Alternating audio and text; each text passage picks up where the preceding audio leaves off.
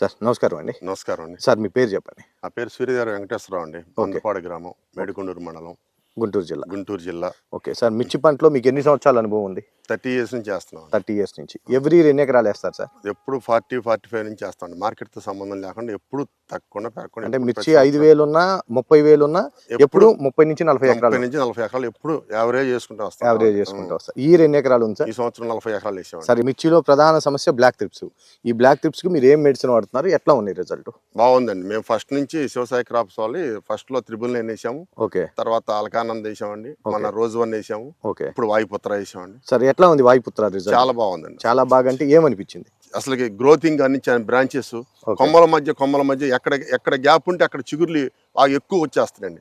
Branch ఇప్పుడు అంత చెట్టు మీద ఎక్కువ రోజుల్లో రికవరీ అవుతుంది. ఇప్పుడు నుంచి బాగా పై కాపు ఆల్రెడీ ఒక కాపు సెట్ అయింది మన మందుల వల్ల.